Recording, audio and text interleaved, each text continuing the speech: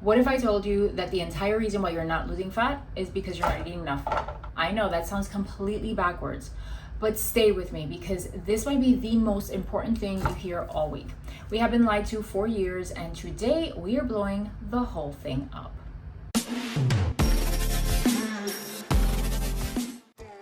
Welcome, I'm Remy, and this is the Curves and Clarity Show, where we talk all about my basic baddie behaviors philosophy, fitness without the hype, sustainable nutrition, and zero fluff for women over 40.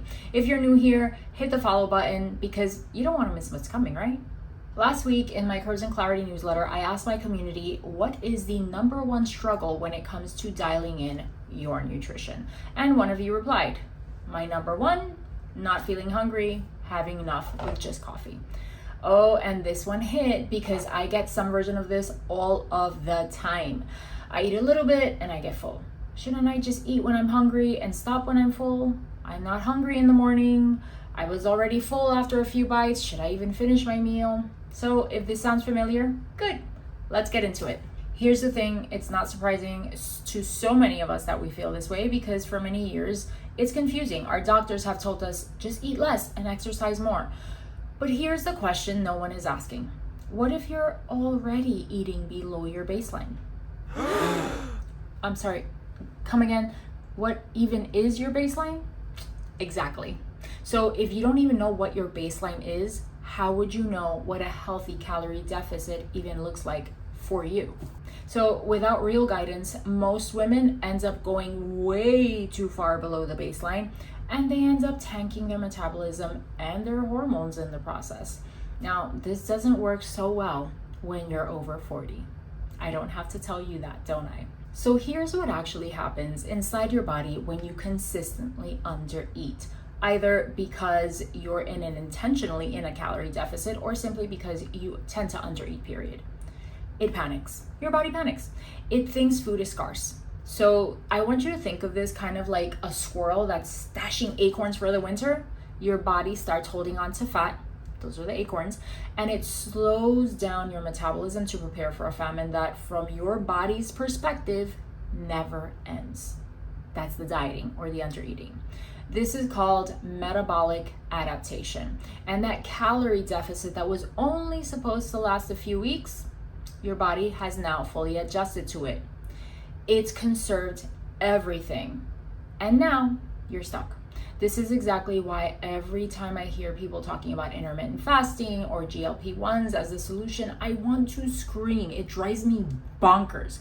If you are eating enough to begin with, you shouldn't have as much food noise that you need to quiet down. I hear a lot of women say that they use GLP-1s or intermittent fasting. It's just like, you know what? I don't even have to think about food. And I'm not trying to villainize it. It's just a lot of people use these two things in a way that they're not supposed to. Like I hear women that do intermittent fasting every single day, or they just use GLP-1s and they stop eating altogether. But I need you to hear me out on this. Most women are already eating too little, and that is the problem. It's why the very first pillar of my Sculpted Curves Physique one-on-one coaching is always calories. Every single time we start there. We start there because most women come in eating too little. Now here's another truth bomb. Most women have been in a calorie deficit for so long that it explains something you probably already noticed but haven't actually put your finger on. So the very first time you ever went on a diet, you saw massive results. The weight started coming off really quickly, and then you did another diet and another. And slowly the results started to dwindle. They started stalling, it got harder. And now you're older, your hormones started shifting, and suddenly that old method just doesn't work anymore. I get it. I've been there myself. And listen, this happened to me. Someone who does this for a living. I started to gain weight, especially around the middle. I did not recognize myself, and I genuinely didn't know what was going on because no one really prepares us for this. So I started tracking my food. I went back to that. I went back to basically tracking my food. What I found shocked me. I was eating about 300 calories below where I should have been, and I was overloading on protein, which is kind of what they tell us to do, right? And not eating enough carbs, which your body needs as we get older because your gut flora kind of depends on that. So I had to completely rework my strategy, and that's when the weight started moving along. So to recap and to break down what skipping meals is actually doing to your body shifts into fat storage mode instead of fat burning mode. Inflammation starts to increase. Hello, puffy feeling and feeling exhausted. Your gym performance, it tanks enormously, and you can't train hard when you're running on empty, just like you can't go a long distance if you have no fuel. And here's the kicker: your body will not build or sculpt any curves, baby, and that's why you're here, aren't you?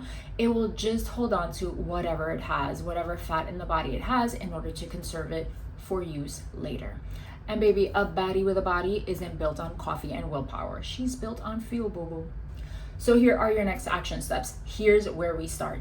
If you've eaten nothing in the morning and just relied on coffee, I want you to start waking up and eating a little bit. It's not like you're going to go gun-ho here, but eat something within an hour of waking up. It doesn't have to be a full-blown meal. You just need to break the fast and signal to your body that food is available.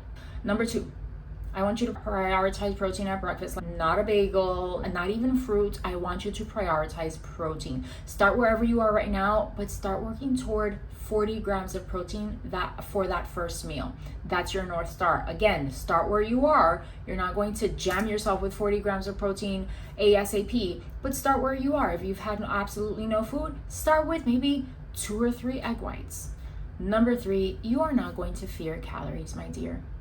Your body needs the energy to build muscle, which you have started to decline in as soon as you're reached 35 years old. You need muscle to live a long life, and you need it to burn fat. So aesthetics, baby. Calories are not the enemy. The wrong amount of calories are. Number 4, if you genuinely don't know how much you should be eating, that's not a personal failure. That's just a gap in information, okay? It's fixable.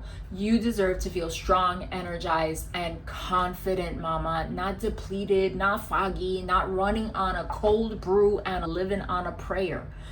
So if you're tired of spinning your wheels and you're ready to do something about it, then get on the priority list for my Baddie with a Body 5-week primer. Link is in the description. My inside community will get exclusive access, which means that the price on that list is a fraction of what the public will pay when it opens. I created this primer because I know that getting started and knowing where to start is the hardest part. So this is me meeting you there with my expertise at a price that makes it a no-brainer to finally begin. But the discount is only for the people on this list, so if you're ready, get on it. And before you go, comment and tell me, what is your biggest struggle with breakfast or eating enough during the day? Your answers literally shape the content that I make, just like it did today. So I read every single one. I'm Remy. Stay basic, stay baddie, and I'll see you in the next one.